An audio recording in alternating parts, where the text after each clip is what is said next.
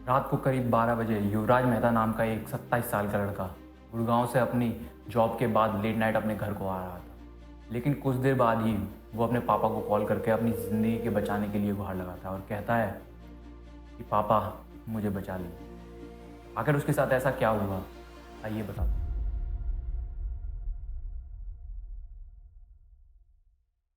युवराज अपनी Brezza car से गुड़गांव से आते हुए अपने घर के रास्ते पर ही था, लेकिन रात को करीब 12 बजे नोएडा सेक्टर 150 के सीधे रोड में एक एल शेप्ड का या 90 डिग्री का टर्न पड़ता है, जहां कोई वार्निंग या टर्निंग बोर्ड नहीं होता और बहुत ज़्यादा कोहरा और विजिबिलिटी ना होने की वजह से वो अपनी कार को एकदम से टर्न करता है और कंट्रोल खो देता है, जिसकी वजह से सीधे रोड के सामने वाली दीवार तोड़ करके उसकी कार पानी से भरे हुए एक गहरे गड्ढे में जा गिरती है। इसके तुरंत बाद वो अपनी गाड़ी की छत पे चढ़ जाता है और मदद मांगता है और अपने पापा को कॉल करके उसे जल्दी से जल्दी बचाने को कहता है। उसके फादर तुरंत पुलिस को फ़ोन करते हैं और जल्दी मदद भेजने की गुहार लगाते हैं।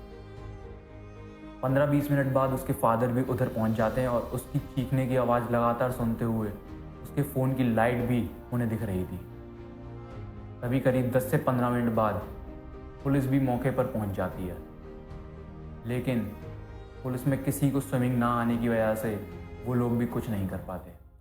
फायर डिपार्टमेंट के कर्मचारी भी पहुंच जाते हैं और कोशिश करते हैं पानी में करने की, लेकिन कोहरे की वजह से, विजिबिलिटी ना होने की वजह से उनसे भी कुछ नहीं हो पाता। ऐसा ही करते करते 1 से 1.5 घंटा बीत जाता है, लेकिन कोई भी उम्मीद भरा एफर्ट या किसी भी तरीके का कोई भी होप नज़र नहीं आता।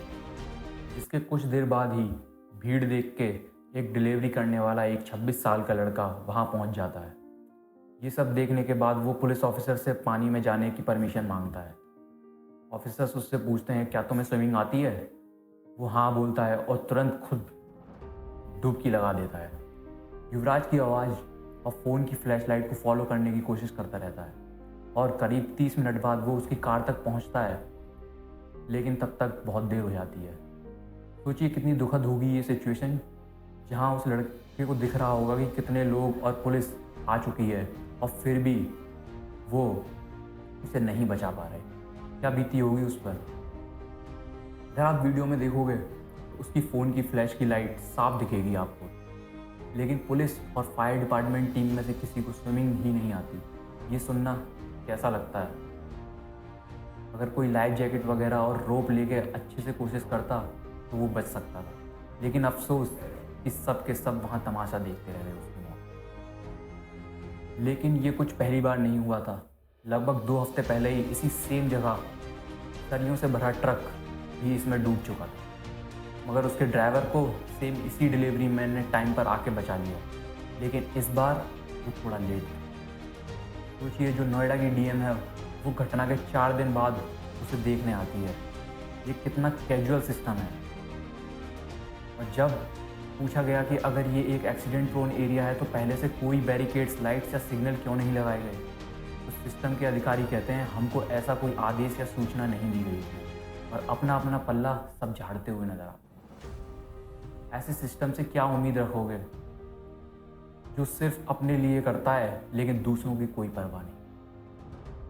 ऐसे ही सिस्टम में लोग सरकारी पैसे में 100-100 करोड़ के मालिक तो बन जाएंगे, लेकिन 1-8 करोड़ का इंफ्रास्ट्रक्चर डेवलपमेंट नहीं करा जाता। और यही नहीं, पुलिस ने उस डिलीवरी मैन मुनिंदर को उसके बयान बदलने के लिए फोर्स भी किया था। अब क्या, अब खेलते रहिए मीटिंग। चलो आइए बताता हूँ मीटिंग में भी क्या चल रहा है। यूपी गवर्नमेंट ने इस सिचुएशन के लिए एक सिचुएशन इन्वेस्टिगेशन टीम बनाई है, जिसके बाद नोएडा अथॉरिटी के सीईओ को निकाल दिया गया है। और उस प्लॉट के ओनर, जो कि एक बड़े बड़े बिल्डर कंपनीज हैं जिनका नाम लोटस ग्रीन और विजटाउन प्लानर है, उनके बाद उनके रिप्रेजेंटेटिव्स को भी अरेस्ट कर लिया गया। सोचिए, अगर आप किसी ऐसी सिचुएशन में फंस जाते हैं तो आप किसकी मदद मांगोगे, क्योंकि शायद इस प्रशासन को तो कुछ आता नहीं है सिवाय हाथ पर हाथ रखे बैठने से। बाकी अगर कोई आके आपको बचा भी ले उसी डिलीवरी मैन की तरह, तो रही वो आपकी किस्मत। आगे सावधान रहें, सतर्क रहें। आपकी जान आपके हाथ में है, प्रशासन कुछ नहीं कर पाता।